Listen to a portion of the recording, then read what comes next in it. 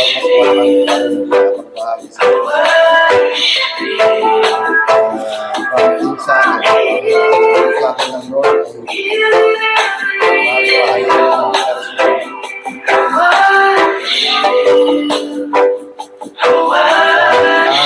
propesya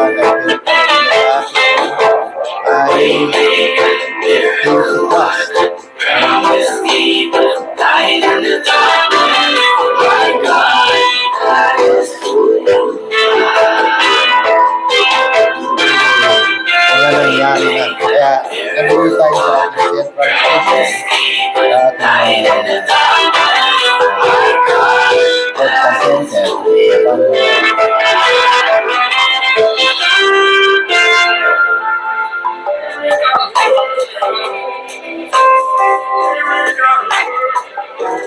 Upang ibigay ang mga accomplishment na ating nagawa sa ating mostly ang pinagagawa sa akin ng Diyos ay mga prophetics, mga prophecy na mangyayari. Yung mga nangyari itong mga nakaraan sa Mindanao at Visaya ay propesya na kabilang sa pinagalaw.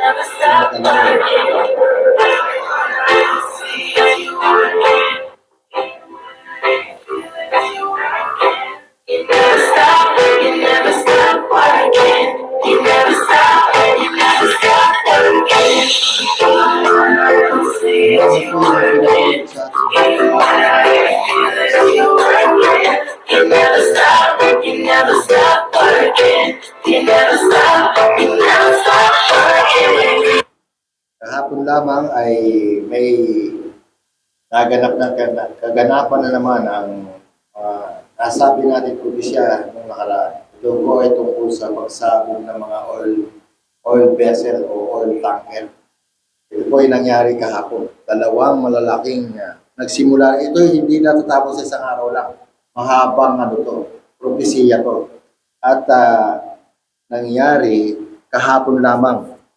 Subalit ito ay pinropesya ng mga halos 2 buwan na ang nakakaraan ng masabi natin wala sa udyog ng Espiritu na magkakaroon ng mga pagsabog ng mga tanker, ng mga oil and gas tanker. Kasama sa mga propesya na pinagkaloob sa akin. Sinasabi ko doon na magkakaroon ng mga buildings and malls. Ito yung makikita nyo sa aking podcast dito sa YouTube na yung nangyari ng mga struktura, ng mga masusunod na struktura, sinabi ko po yan doon sa pag-message ko. Doon sa Bagong Silang at Almar, dalawang lugar ang pinagsabihan ko yan. Sabi ng Lord na may kaya ang pamagat nito ay more buildings will burn, structure will collapse. Yun ang pinaka pamagat ng ito kasi naisulat ko nga yun lang, pero siyempre mas maiksi ang pinaka parang wordings niyan, pero yung kaganapan niyan bagamat hindi ko tiyak kung saan mangyayari kasi tinatawag na international event pala to. Yung nasunog sa Japan, bago itong linggo lang, may nasunog sa Japan ng mga kabahayan, kasama sa structure ng mga nasusunog, sumasaloob na ito sa structures na masusunog at saka building will collapse at saka malls. Kasi itong mga nasunog ngayon ng mga buildings dyan sa Hong Kong, may mga malls sa ilalim yan. Yan. Sinasabi ko na mga buildings will burn and malls.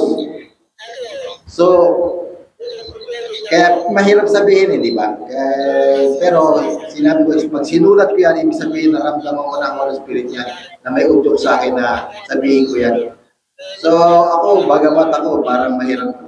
Hindi ako masyadong nakikipagbiruan sa ngayon kasi umiiwas ako sa mga hindi hindi untoward sa relation sa Panginoon. Pero hindi naman ako gano'n. Talagang, actually ako pa, pero din ako dati. Kaya nga lang, siyempre, ang Lord kailangan maging serious ako sa aking paglapit sa Panginoon, ang pagsunod sa Diyos. Kasi, evangelist nga ang ating tinatawag na gift sa Lord. So, itong pangyayari na to, na nangyari, nung nakaraan lang na nasunog ang buildings, kasama to sa propesiya na tumatayo ako para sabihin lang na may mga susunog na mga buildings. Hindi ko akala ko dito sa sa Metro Manila. Pero hindi pala dito sa ibang lugar pa pala, sa Hong Kong. Sa Hong Kong pa pala. At yung mga nakaraan din, nasabi ko na magkakaroon ng lindol sa Japan, ay nagkaroon sa Itawi place, Itawi sector ng Japan. Pangalan ng lugar, doon nagkaroon ng lindol. At doon sa prophetic na yon ay nandoon din yung tinatawag na kasama din doon, na sinasabi ko doon na magkakaroon ng mga explosion. Magkakaroon ng mga explosion ng mga oil tanker. Actually, matagal ko na sinasabi yan yung explosion ng oil tanker. Ngayon, kahapon nagkaroon ng explosion ng oil tanker sa Bosphorus, doon sa may tapat ng Turkey. Yung mga ano pa lang yun, hindi ko man masyado pa nababasa ng detalye kasi busy nga ako sa paggagawa ng aking video clips. Pero yun ay vessel ng Turkey at saka Egypt. Tinatawag nila natin phantom tankers na hindi naka-AIS. Ang ibig sabihin ng AIS ay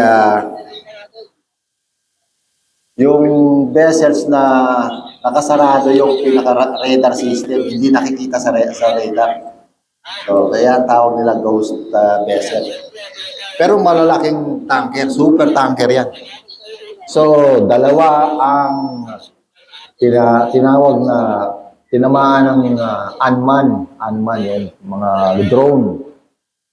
So ngayon, kaya ako sinasabi yan, kasi sa aking sa aking spirit, sa inuudyok sa akin ng Lord, hindi yan isang pangyayari lang. Ibig sabihin, trigger lang yan.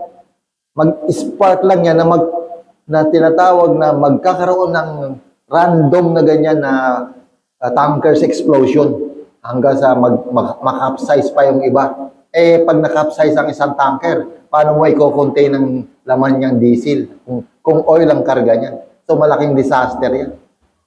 Oh, halimbawa na lang yan dyan sa Pacific, sa tapat ng Philippines. Papadpa din sa Philippines yung mga laman ng langis niya.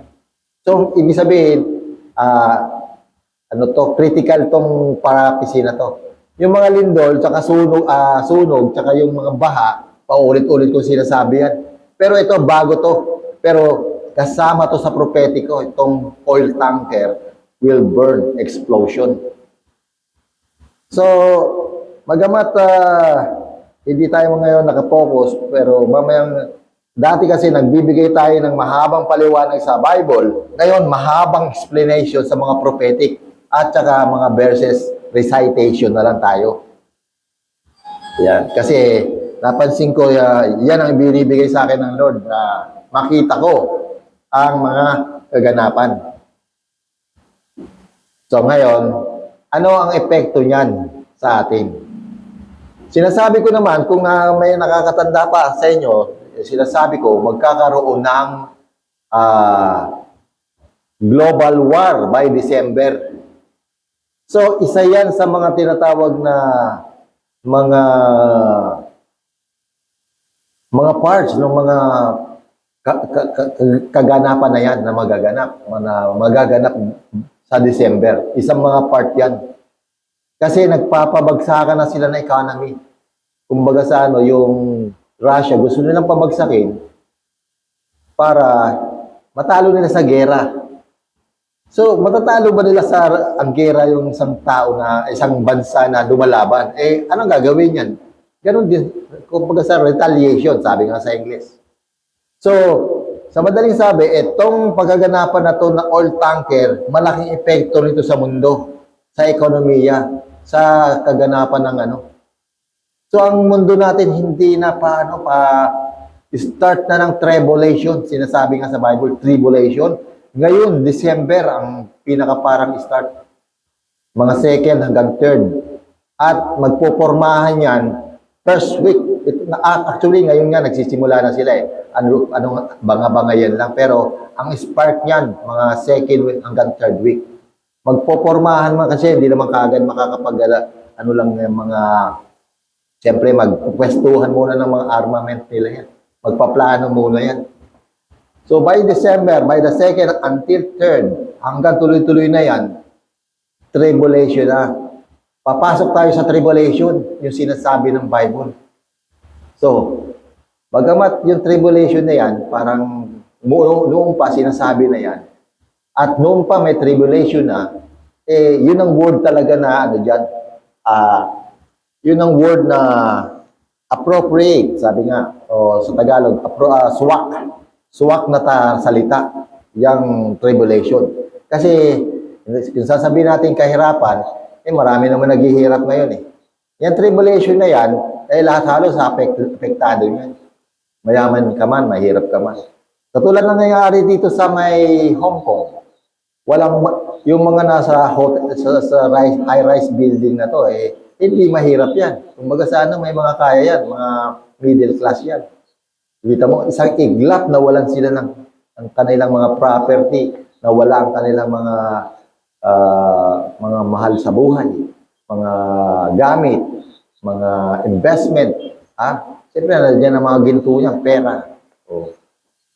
So, sa isang iglap, naglaho ang kanilang mga pag-aari at mga tinatangkilik. So, yan ang sinasabi ng Lord na huwag daw tayo mag-ikot masyado dito sa lupa. Kasi tama na yung makatulong tayo at kung actually hindi, sabi sa ng Diyos, hindi imposible sa Diyos. Ang imposible sa tao ay posible sa Diyos. So yung may mga hindi naman to ang ating topic, pero daan-daan tayo dito sa ito kasi mga Hong Kongers, may mga pera to, mayayaman to eh. Mga gagaling sa business to eh. Malawak ang tinatawag na contact nitong mga to. So, tuloy po tayo. So, bago pa nangyari dyan sa Hong Kong, sa Japan muna nagkaroon ng mga sunog, mga parang mga industry, mga building, yung mga kumbaga sa yung mga semi-mansion na building doon sa Hong Kong, mga paupahan na malalaking paupahan. Nasunog naman sa kanila sa Hong Kong, sa Japan. So, makita natin yung sinasabi ng Lord sa akin, may iksi lang pero may connection. Ngayon, balik tayo sa baha. Tapos na itong baha na to eh. Kasi ito, bago nangyari yan, balik-balik kong pinapangaral niya sa kalsada, doon sa Alma, saka sa Silang, saka sa iba pang lugar. Bagamat hindi na ako nag-podcast dito sa bahay, sa ating station, sa aking station dito. Pero tinutuloy ko ang aking pag-podcast sa ibang lugar. Actual, tinatawag na, yung ginagawa ng mga iba pang religion, ginagawa ko yan. Kasi nung ko pa ginagawa yan, bago ako nagsiman, teenager pa ako gumagawa na ako yan. Hindi na ako bago yan. Kaya nga lang may mga challenges sa buhay na naiba ako ng trabaho, kaya napalayo ako sa ganyan. So ano pa? Actually, mabilis lang tayo ngayon. Hindi naman kasi lang ako, praise report, yung pagpupuri sa Diyos. Ngayon, pagkatapos nung tinatawag na 3 beses na baha dyan sa Central Visaya, kasi yung pagbabaha dyan, una pa lang, Oktubre pa lang, sinasabi ko na magbabaha dyan. Nung makakita ko ng pagbabaha dyan, July pa lang, na nakakita ko ng 3 beses na pangitain. Number 3, dyan. Ngayon, hindi ko naman alam talaga kung ano ibig sabihin niya. Basta sinasabi ko magbabaha dyan. Madilim na pangitain. At ang Cebu, maglilindol. Kaya pala ako nakakita ng 3 beses, magbabalik-balik pala ang baha sa kanila. Doon sa Central Cebu na yan. At saka Negros. Kaya ako nasasabi palagi yan. Kasi yun lagi ang sentro ng damage ng baha. So, sa madaling sabi, maraming beses nagbaha dyan, pero ako nagbigay ako ng 3 numero ng pagbabaha. So, kung titingnan natin, yung tumama na bagyo dyan, yung Tino, una, pangalawa yung Uwan, ano pa rin sila, apektado pa rin. Itong huli, yung Verbena. Pero tayo sa Metro Manila, parang wala. Yan. Pero actually, walang sinasabi sa akin ng Lord dito sa Metro Manila. Wala eh. Basta ang nasasabi ko lang, mga rally, yun ang dumadating sa akin. Hindi ko na sinusulat kasi parang normal na lang yun na magra-rally. Yun lang ang ano. At yung tinatawag na anarchy. Yun. Magkakaroon ng anarchy dito sa Luzon. So, hindi ibig sabihin, apektado na lahat ng ano niyan. Dahil din dyan sa tinatawag na yung umiiral na para sarsuela na ako hindi ko alam kasi yung sarsuela na yan eh. Bagamat lagi ako sa computer, hindi ko pinapanood yan. Kasi gumagawa ako ng mga content, yung mga uso ngayon, yung mga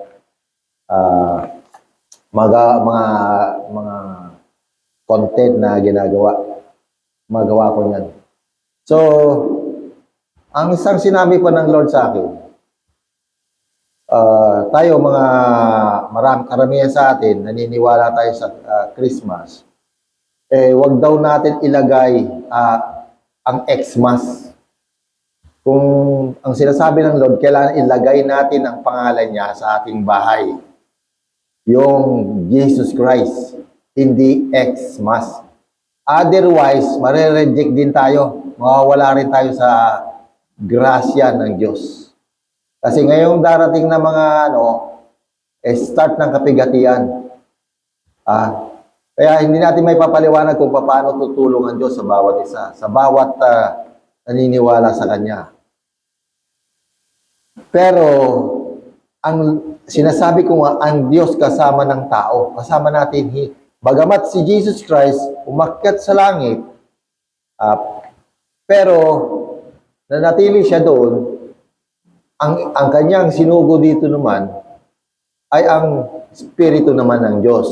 Yun ang kasama natin. Hindi man natin nakikita, pero kasama natin dito. Actually, balot nga niya ng buong mundo eh.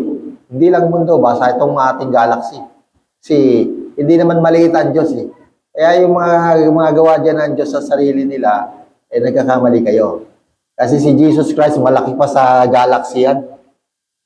Kasi ang Diyos sa super laki ng Diyos, nasa kanang trono, nasa kanang trono ang sinasabi ng God, the Father.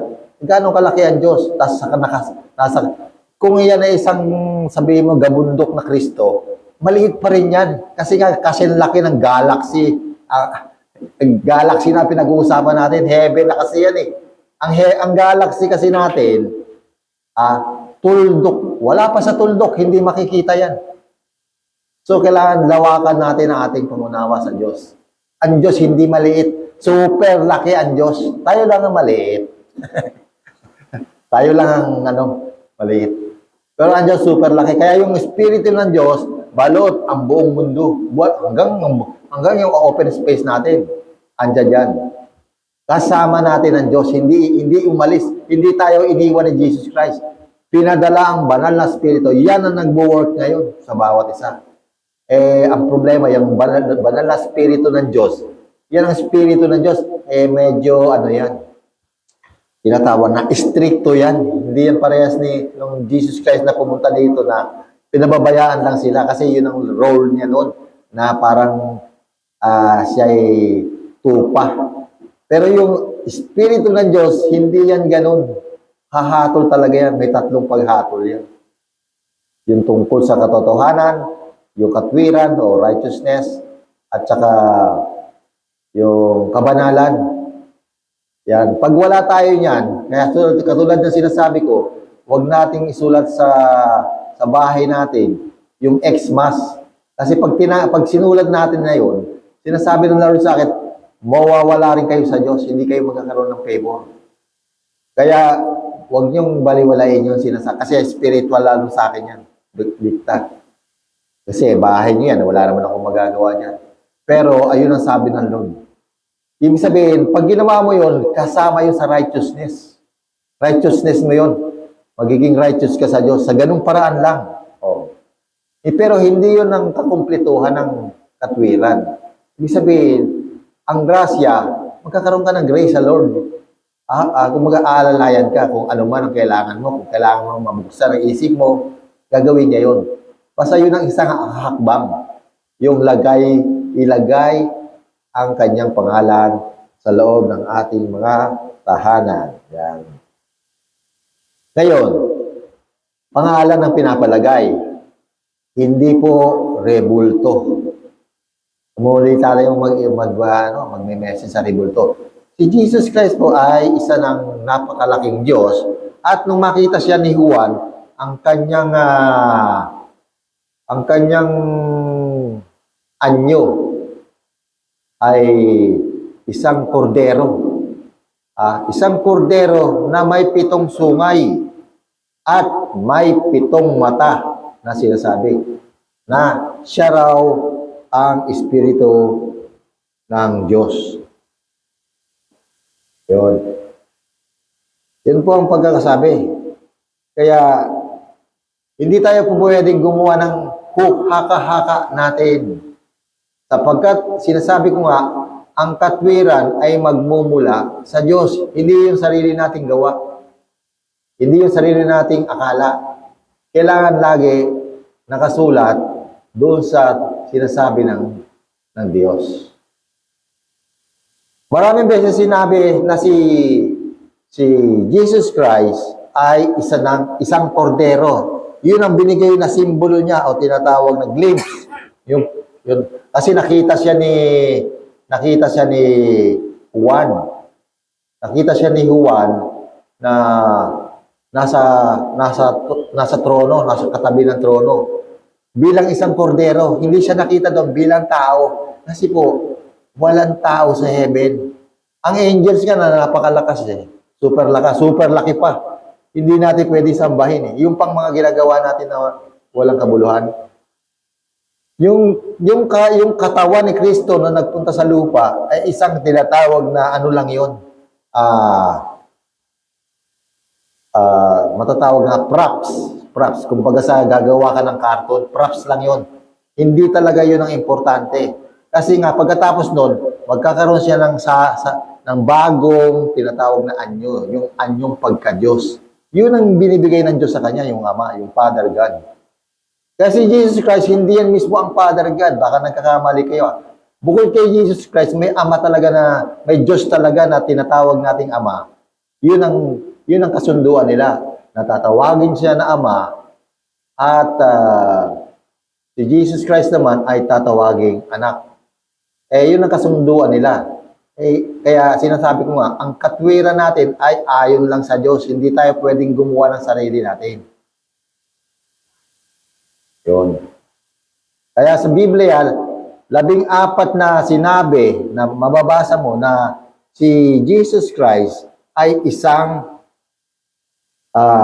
tupa na may 7 mata at 7 sungay na sumisimbolo na yung 7 sungay ay 7 anghel ni Jesus Christ na mga mighty angels, mga archangels.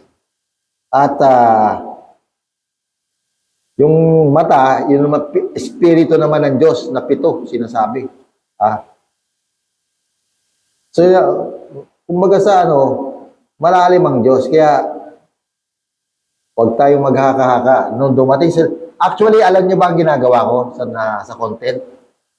Pinapasayaw ko nga yung mga rebulto ni Mary sa AI. Pinapasayaw ko sa AI ngayon, sa content. Pinagtsatsaw yung mga yan. Yun ang ginagawa ko sa content. Ibig sabihin, dinadaya lang nila ang tao kasi kahit anong gusto mo sa AI ngayon, magagawa ng AI. Alam nyo ba na lahat ng pinopost nila sa mga tinatawag na, alam kong hindi magugustuhan ng iba to. At ako, hindi ako naghahangad ng gusto ni, matuwa kayo sa akin. Basta ako, pabor ako sa Diyos, ganun. Sinusunod ko ang Diyos. Ano man ang sabihin sa akin ng tao. Ganun. Yun ang aking tinatawag na linya. Hindi, kasi kung hindi ganyan, baka hindi mo magawa ang kalooban ng Diyos kasi minsan ang kalooban ng Diyos kontra sa kalooban ng tao.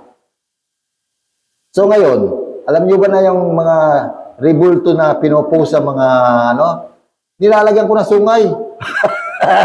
Ngayon lang kayo nakarinig niya, nilalagyan ko na sungay kasi ginawa lang nila, sinabi ko nga sa inyo, ako maraming beses na nagbasag niyan. Kasi nung ako high school pa, ulitin ko ang istorya, gumawa ako ng rebulto project namin yan. Hindi lang ako, pati mga classmate ko.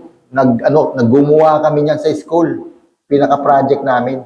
Nung first year, meron kami yung tinatawag na molde. Mga 2 feet ang taas. Yung binibenta sa mga altar. Yun, mismo ang ginagawa namin. Meron kaming molde nun. So, paano ka ngayon dadasal sa ganyan? Kailangan mabuksan ang isip ng tao. Kasi sinasabi ko, actual to. Kaya kung kaya kong pwedeng lagyan ng sungay kasi hindi nga yan, gawa nga ng tao yan, hindi yan Diyos. Kung gagawa ako ng ganyan, lalagyan mo sungay, anong pakialam mo? Ako gumawa na sa sarili ko eh. Hindi naman kasi Diyos yan. Pinapakita ko na hindi Diyos yan. Kaya yung mga tao na nagugoyo ng pagsamba sa ganyan, mapapahama kayo, mahahatulan kayo, mawawala kayo sa katwiran ng Panginoon. Sinasabi ko sa inyo, ang Espiritu ng Diyos kasama natin. Yun ang inyong tinatawag na nasain na maramdaman ninyo. Yun ang tinatawag na i-target ninyo na magawa ninyo sa buhay ninyo. Sapagkat tayo, sino man sa atin, ay vessel ng Diyos. Ano ba ibig sabihin ng vessel? Sisidlan. Pag hindi mo naramdaman ng Espiritu ng Diyos sa tanang buhay mo, sayang, di ba? Malaking experience. Magkargahan mo nga lang ng gin ang sarili mo, di ba? May espiritu. Anong nangyari sa'yo? Di ba nalalasing tayo? Nawawala tayo sa yung espiritu ng gin. Ganon din ang espiritu ng Diyos. Magiging parang hindi ka normal kasi nga yung espiritu ng Diyos, iba ang gusto eh. Yun yun. Gusto niya, magpuri ka sa Kanya. Mararamdaman mo siya. Taas mo ang kamay mo sa Kanya, mararamdaman mo siya. Diba? Kakanta ka para sa Kanya, mararamdaman mo siya. Ganun lang kasimple. Kasi ang Diyos, hindi yan, kumbaga sa may yan, very talented yan. Kumbaga sa bright, tinatawag na, kumbaga sa genius, super genius yung Diyos, siyempre, yung Espiritu ng Diyos. Pero pag ang kababaan ng tao, alam niya. Pero kung ginagawa mo yung para sa Kanya, hindi ka pahihindian ng Diyos. Yun yan. Kaya huwag niyo ikahiyayan kasi, sabi nga, kayo ang mawawalan, tayo ang mawawalan. Pag ikinahiya natin yung mga nakasulat, sinasabi ng Panginoon. So, yan yun.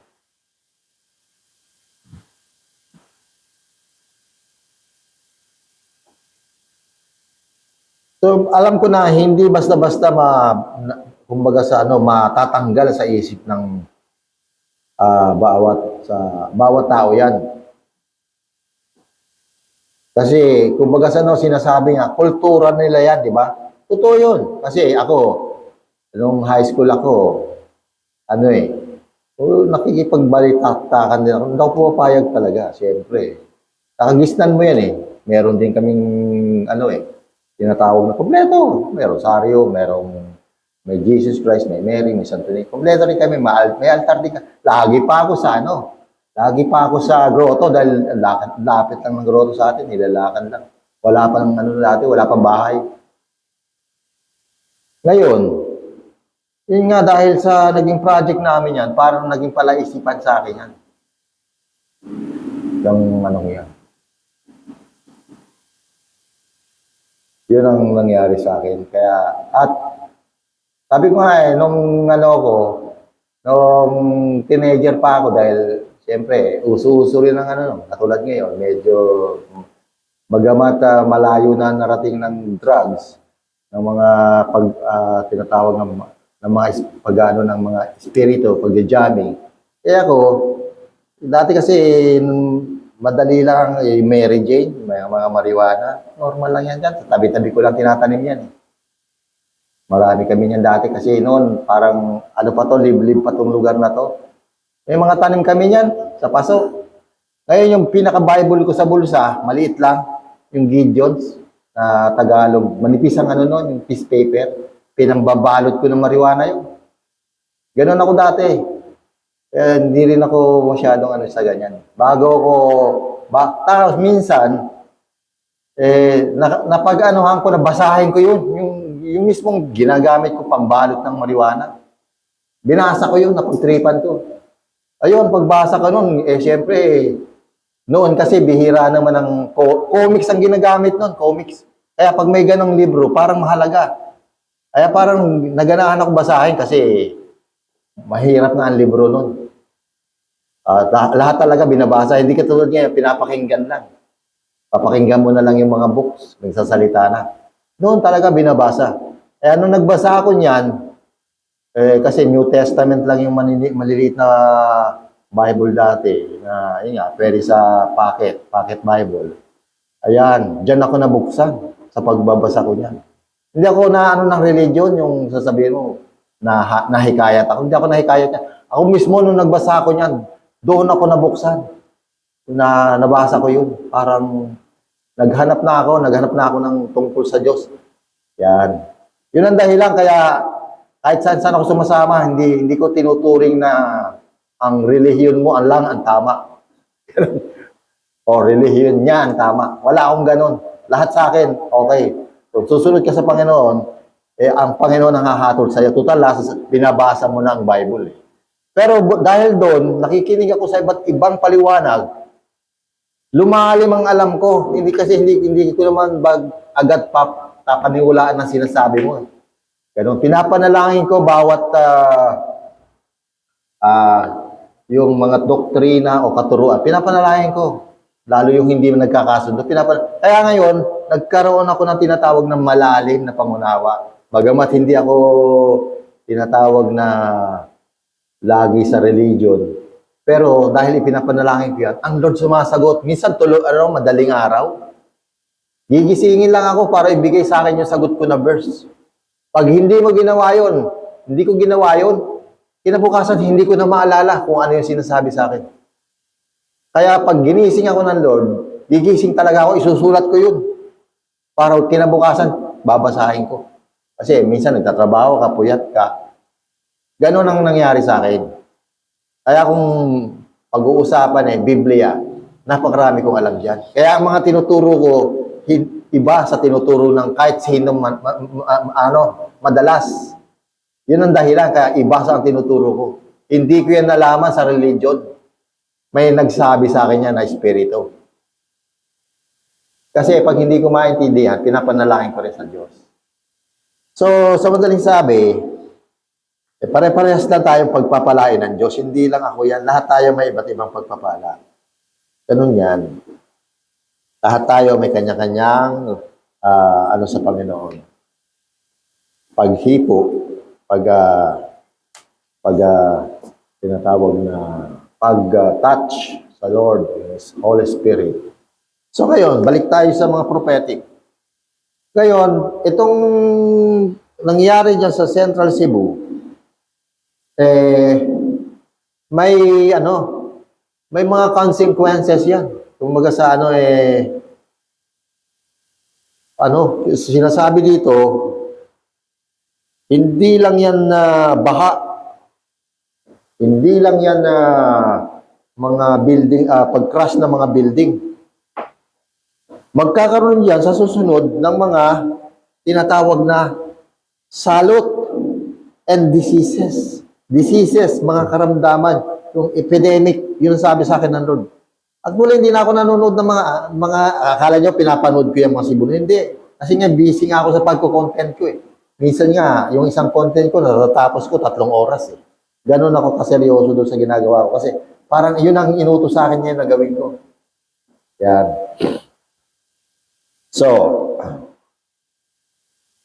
So yun ang sinasabi. Basta ito, dahil nalamdaman ko ang Espiritu ng Diyos, isinulat ko na magkakaroon daw ng salot dyan sa Central Visayas na yan.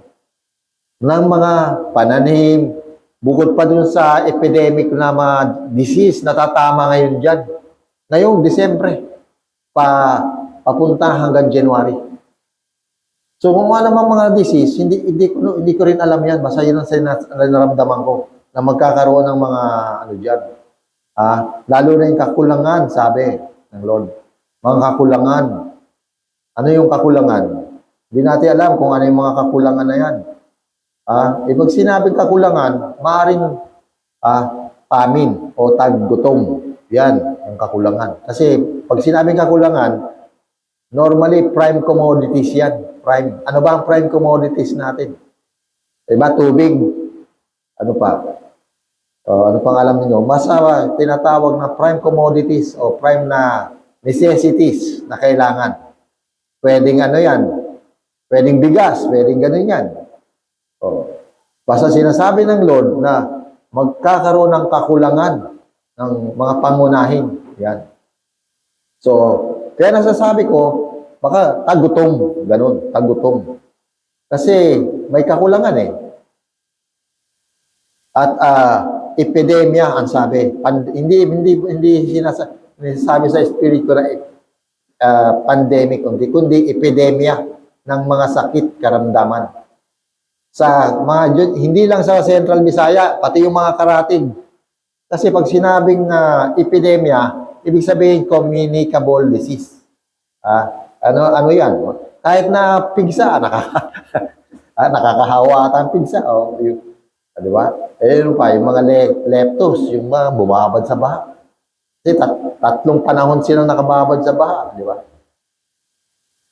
So yun ang sinasabi ng Lord. May mga pangunahing kakulangan at it will lead might be in famine o tagutom.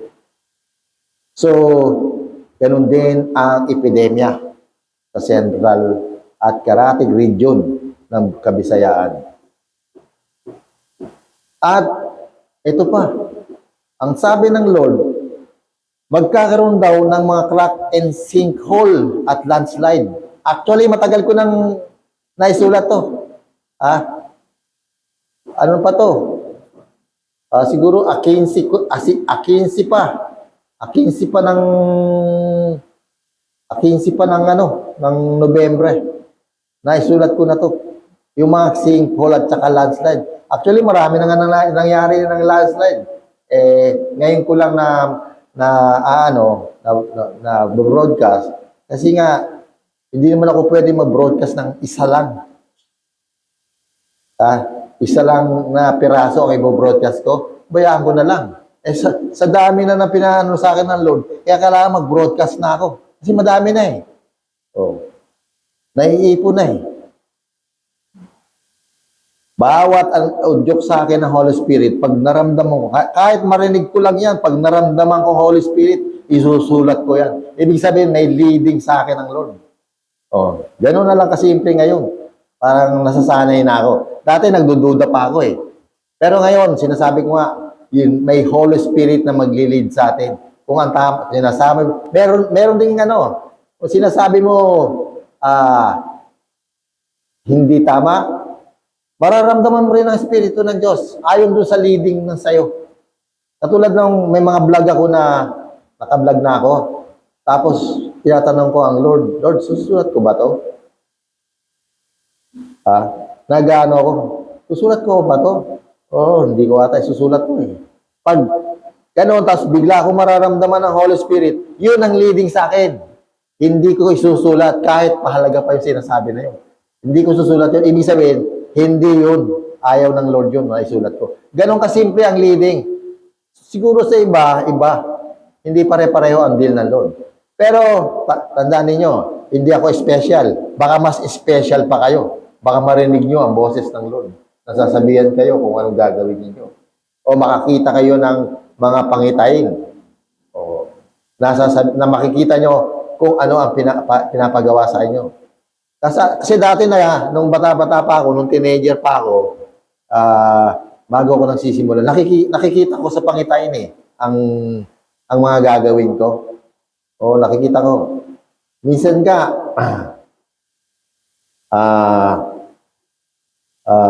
marami na akong patutuo dyan. Unang-una kong nagtrabaho ako bago ako nakapag-abroad. Bago ako nakatapagtrabaho sa malalaking kumpanya. Dati kasi may ginawa kaming bahay ng aking pinsan dyan sa Valle Verde. Mansion malaki. Noon, 6 million plus na halaga eh. Malaking bahay. Up and down. Malaki. Sa Valle Verde. Ngayon, natapos na yon. Tapos nga, nag-full time ako sa Lord. Nung makakilala ako, nag-full time ako. Tapos, nung nangyari, parang nagkaroon ako ng tinatawag na pagkukulang kasi medyo mahirap ang kabuhayan noon. Tinatanong ko, Lord, mag-gaano pa ba ako? Gusto ko sana magtrabaho na. Kinagabihan, nakakita ko ng panaginip. Yun. Tatlong panaginip sa isang panaginip.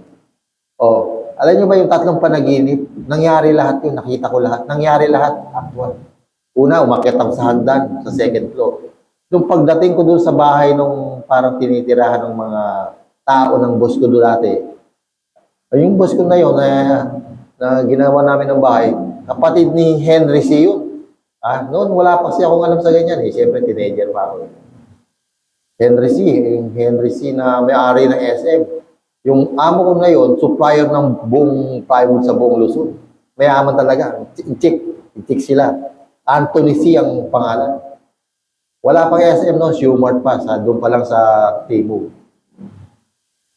So, SM, Shumart talaga ang ano niyan eh. Ang original niyang SM. Shumart yan. Yan sa Timog. Sa EDSA.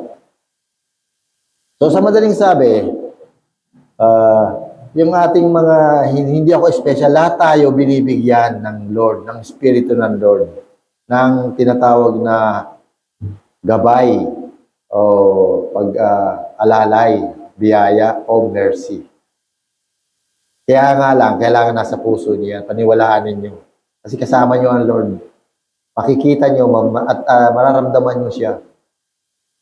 Merong ano yan, may mga iba't ibang feelings na nararamdaman dahil sa Espiritu ng Diyos.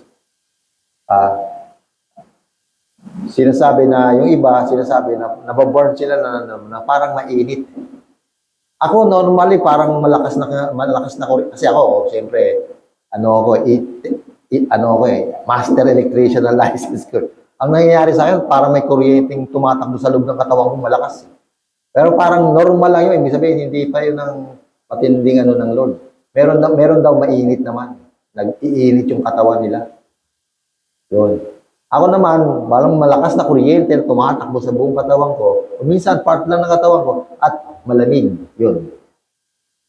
So, binibigyan ko na kayo ng mga sample kung paano nyo mararamdaman ang banal na Espiritu. Kasi, bagamat tinuturo sa Bible na may bautismo na Espiritu o pangungunahan kayo ng banal na Espiritu, pero yung experience, kayo na mismo ang i-experience niyan. Hindi na yung tinatawag na yung Biblia. Yung actual na experience nyo na yan sa paglapit nyo sa Diyos. So tuloy tayo sa prophetic, Patuloy na magkakaroon ng sinkhole. Sinkhole, alam niyo ba yung butas na malalaki? At landslide. Itong sinkhole na to, hindi lang to bilog, maaaring crack din to. Pwede rin tong crack, basta tungkol sa land. Yan. Epekto siguro ng mga pag-ulan, yan ang magiging epekto. Basta yun ang sinasabi ng Lord. Ngayon, dahil sinkhole yan, hindi naman nasasabi kung maliit yan o malaki, kakain ng mga struktura. Makakasira ng mga gusali at mga struktura. Yang sinkhole na yan. Yan ang magiging epekto niyan. So, actually, meron naman talaga nangyayari niya. Pero ngayon, sabi ng Lord sa akin, patuloy pang mangyayari yung mga sinkhole na yan na siyang kakain ng mga struktura.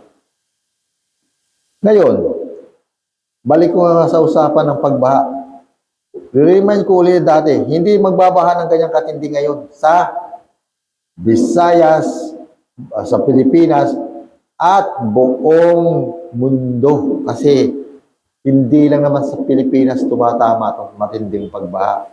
Sa China man, sa Vietnam man, at yung Myanmar, Thailand, lubog sila sa baha hanggang sa Sri Lanka. So parang hindi na special yung prophetic na to kasi pagkatapos kong masabi to, nagkaroon na, sabay-sabay na nagkaroon na to. Kasi nung nakaraan, wala pa eh. Pero nung masabi ko to, pagpasok ng August, tuloy-tuloy na. Tuloy-tuloy na. Itong lalo na itong dumating ng Setyembre. Palagi ko sinasabi na magkakaroon ng mga bagbaha. Sa China nga, lagi ko, dahil i-devastate ng Lord. Panay sinasabi ko palagi yan. Yung China. Kaya makikita mo na ang China, laging lubog sa baha. So ngayon, ang Lord, sino ba nagde-devastate yan? Ang nagde-devastate yan, yung sinasabi sa Revelation. Chapter 8, verse 11. Ano yun? Yan yung angel na tinatawag na wormwood. Yan, wormwood ang pangalan. Sa English. Yan. Yun ang gagawa raw ng mga kapaitan sa mga kailugan na magdadala ng kapaitan. Ibig sabihin, yung ganyan, yung kapaitan ng, yung tinatawag na bitterness, yung, yan nga, di ba, mga tao, nagkaroon ng bitter, pumait yung kanilang mga buhay, parang gano'n. Yun ang epekto. Tinatawag na term na bitter, parang bitter, kumbaga sa masamang epekto sa kanila. Yun ang tinatawag na bitter doon. Bitterness. So ano pa? Dahil magkakaroon itong tinatawag na landslide, sinkhole, ano ang epekto? Nagkaroon na ba ng matinding pagbaha dyan sa mga Central Luzon? Marami ang Central Luzon na yan. Dyan sa mga Nueva Ecija, Tarlac, nagkaroon na ba? Parang spare sila, no? Parang hindi sila, parang sila, hindi mangyayari yun na. Lahat, inuuna lang ang Central Visaya. Kasi, ang susunod ay dahil dito sa destruction ng mga sa sinkhole at mga landslide at mga pagkakasira ng mga gusali, maging struktura, ang pinakamatinding gusali na at struktura ay yung mga dam. Wala nang titindi pa dyan. Yan ang may tinatawag na prone ngayon sa ganyan. Ang Luzon, napakaraming dam. Mula pa dyan sa Pantabangan hanggang sa taas pa ng Pantabangan. Yan. Yung Kailugan, yung mahabang ilog ng Argo ba yun? Ano? Yung kahabaan ng ilog ng kahabaan ng ilog dyan sa may Central Luzon. Kalimutan ko na eh. Argo ilog. Ano ba yun? Agno River. Hirap sa Tagalog, hindi ko maalala sa Tagalog. English pala yung Agno River. Mahaba yan. Mula sa taas ng hanggang doon sa may mga kabundukan, may mga dam yan dyan. So hindi ko alam kung sinong dam dyan. May 5 dam ata dyan na magkakahilera. Bukod pa dito sa mga dam dito sa may Angat Dam, may mga dam pa, yung wag naman sana Lord na ang masira yung dam diyan sa may baba na ito yung kinukunan natin ng tubig dito sa Luzon. Ano ba yan? Kalimutan ko, wala sa ko. Yung Lamesa Dam. Yung Lamesa Dam isang ng ng Manila yan. Nandiyan dyan kumukuha ang tubig. mula sa Angat Dam, pababa, dyan sa Lamesa Dam. So, yan ang mga prone dito sa mga tinatawag na sinkhole na yan, saka landslide.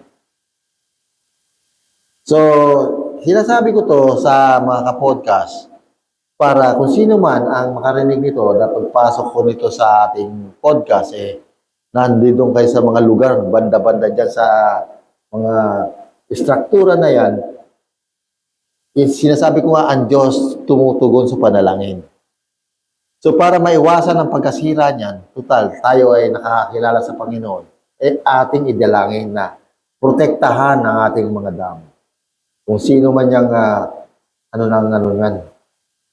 Kasi dun sa Thailand, sa Myanmar, actually dyan sa Kabisayaan, kasi hindi naman sa dahil talagang against ang Lord dyan sa idolatry. Ang tindi ng kapit ng idolatry dyan sa Central Visaya na yan. Andiyan dyan ang ng idolatry. Mga walang kwentang mga rebulto nasa kanila. Dito sa Metro Manila, napakaraming mga fellowship dito na hindi naniniwala sa rebulto. Kaya yan ang magandang bagay. Kasama na yung mga Iglesia ni Cristo, Tatindaan, at mga oneness, kasama ng mga fourth watch na nag sa kalsada. Marami, nandito ang sentro ng sa Metro Manila, sa Luzon, dito sa Kamaynilaan. So, napakaraming, ibig sabihin, nandito ang mga magagandang uri ng mga mananampalataya, sa madaling sabi. Yan. Kaya protektado ng Diyos itong lugar na to. Napakaraming fellowship dito. Tignan nyo na lang sa mga malls, ang dami. Merong BCA, merong CCF. Ang lalaki, ang daming mga attendee. Isa na nga, ma-attend ako to. May Word of Hope, may Victory Chapel Fellowship, merong Living Stone, merong Cornerstone. Yan. Mga hindi naniniwala dyan sa tinatawag na rebulto. So maraming option para hindi ka, kumbaga sa yung mga naniniwala dyan, time na buksan natin ang isip natin. Kasi ngayon, lalong hindi tayo makakaalpas dyan dahil sa tinatawag na strong delusion, yung sinasabi sa 1st, 2nd Thessalonica, na even the very elect will be deceived. Kasi nga, ang tindi ng AI ngayon, pinagagalaw yung illusion ng mga katulad ng mga idolatry na yan, na parang super sila. Kumbaga sa napakagandang mga product ng AI. Kaya ngayon, naisip ko, dumating sa spirit ko, tinanong ko rin ng Lord, anong gagawin ko yan? Anong sasabihin ko yan? Mahirap naman. Dumating sa isip ko na kontrahin ko. So yung Jesus Christ ngayon at saka si Mary, pinagsasayaw ko ngayon ng cha-cha. Sa AI. Paano mo ngayon maniniwala ka ngayon? Nagsasayaw ng AI nagsasayaw yung Mary at saka si Jesus Christ ng cha-cha. Kung may ibang loko-loko pa, baka gawing pag-sex. Mag-sex pa yung dalawa. Kasi terrible ngayon ang AI. So, paano mo paniniwala yan? Open-minded lang po sa bawat isa. Tawakan ninyo. Basta sinasabi ng Lord, we have to worship, submit in the name of Jesus. Every knee shall bow, every tongue confess that Jesus Christ is Lord, to the glory of the God Father. So hindi lang tungkol kay Jesus Christ yun. Pag glorify mo si Jesus Christ, ang God Father ay mag-glorify. At nasa heaven ang God Father, di ba? Paano natin i-glorify ang God Father? Nasa heaven. Simple lang po, kasi yung Espiritu ng God Father nandito kasama natin. Bagamat malayo ang God Father, pero ang kanyang Spirit nandito kasama natin. Yun yung Espiritu na sinasabi ko kanina pa. Espiritu ng Diyos, kaya nga banal na Espiritu ng Diyos. Yung Espiritu ng God na yun. So tuloy po tayo sa prophetic kasi may ilan pa tayong mabasahin. Medyo hindi ko na in-elaborate itong mga mga jaya kasi pag nangyari itong tinatawag na ng dam, hindi lang to baha, ano na to, giant surge ng flood to, mud flood, mga ganyan, mga debris kasama mga puno. Parang tsunami to, hindi to tsunami sa lupa, hindi to basta-basta itong mangyayari na to. Kaya matindi tong na yung tungkol dito sa sinasabi na itong landslide, sinkhole, at saka pagkaano ng gusali. So, kung mangyari man to, wag nawa sa Pilipinas. Kasi hindi naman porke na isulat ko to sa atin mangyayari. Yun, ganun po to.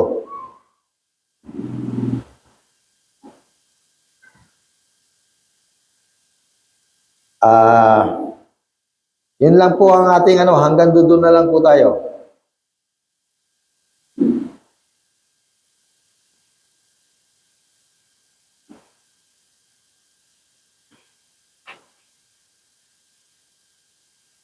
Ngayon, may isa pang international, ang Lord sa akin.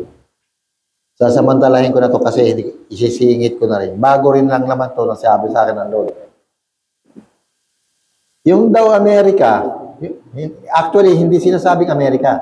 Basta naramdaman ko na yung mga sumusupply ng mga sandata, katulad ng Amerika, katulad ng Russia, katulad ng China, yung mga sumusupply ng sandata na yan. Katulad ng sinusuplayan ng Amerika, ang Saudi, ng sandata. Bago lang, nagkaroon ng kontrata. Hindi ko man masyado nalabasa ang detail pamagat lang na na 1 trillion parang deal ng Saudi sa Amerika. Ngayon, ito na mga tinatawag na Russia, ganun din naman, susupply din sa iba. Halimbawa sa mga Middle East, yung kalaban ng mga Israel. Europe, ganun din, susupply sa Ukraine. Kung sino man yung sumusupply na yan. Sinasabi ng Lord na darating ang panahon, darating ang season, yung mga sumusupply ng sandata, hindi na magsusupply. Kumbaga sila mismo mag-iipon ng sandata. Kasi hindi nila pwede isupply lahat ang sandata kasi sila mismo mapoprone sa atake. Kaya i-hold nila ang pag-supply. Ang problema, nakadeal na sila, kumbaga nagkaroon na ng kasunduan na magsusupply sila. So ngayon, yung mga bansa na umaasa sa kanila ng sandata upang maka-retaliate sila, makalaban sila, malalagay sa alanganin. So ganun po ang mangyayari. Bagamat ngayon, parang wala pa kasing gera talaga, magsisimula pa lang by December, so magbibilihan ng armas yan. Kontrata, papagawa ng, katulad na lang sinasabi ko sa Saudi, na 1 trillion. Siyempre, hindi naman kagad ready yan. Papabricate, mass production pa nila yan. Pero dahil mahahatak ang buong mga bansa sa gera, kukulangin yung tinatawag na pag-supply. Kumbaga sa supply and demand, kukulangin yung supply. Kaya hindi na sila magsusupply kasi mawawalan sila ng proteksyon. Anong mangyayari Maiipit yung tinatawag na bansang sinusupplyan nila. Ganun ang mangyayari. So, yan ang prophetic sa susunod. Una, lalabas ang mga armas. Paglabas ng armas, magkakaroon ng paghinto ng supply. So, yung katulad natin, umaasa tayo na tutulungan tayo ng Amerika. Ngayon, nakapag-stockpile. Pag naubos yung stockpile na yan, wala na susunod yan. Maiipit tayo sa gera. Kaya yung gera, delikado sumali ang Pilipinas sa gera. Kaya ako sinasabi ito, hindi lang to sa Pilipinas, maging sa ibang lugar, lalo na sa Middle East. Kasi umaasa lang sila, bumibili lang sila ng armas. Hindi na kayang i-provide. Kasi mismo, yung bansa na nagpo-provide ng armas, mapapagera, masasama sa gera. Kaya hindi na rin sila magsusupply sa iba. Kukulangin ang supply. So, actually, naiintindihan ko to sa Pilipinas. Ngayon, parang ganun din siguro ang sitwasyon sa ibang bansa. Kaya ang Pilipinas sumasali sa gera, nakikipag talagang mahirap ang sitwasyon natin pag nagsimula ang gera. Kasi hindi naman drone war na ngayon eh. Yung mga tangke wala nang silbi, drone na lang, isang drone na maliit na lang ang gumigiba. So, yun po ang mangyayari. Bagamat matagal pa tong prophetic na to, sinabi ko na kasi hindi ko naman sasabihin ng iisa lang yan. Kaya kailangan cluster na sila sama-sama. Para pag dumating na nangyari na yan, o nangyayari na, pwede ko nang i-caption, ilagay ko na kasi sinabihan na ako ng Lord na isulat ko. So, sa madaling sabi po ay nandito natatapos ang ating pagmimensahe. Ito po ang inyong lingkod, si Evangelist at Diakono Deacons Elma. At ito ang ating podcast, ang Mensahe Kaligtasan Kristo Jesus.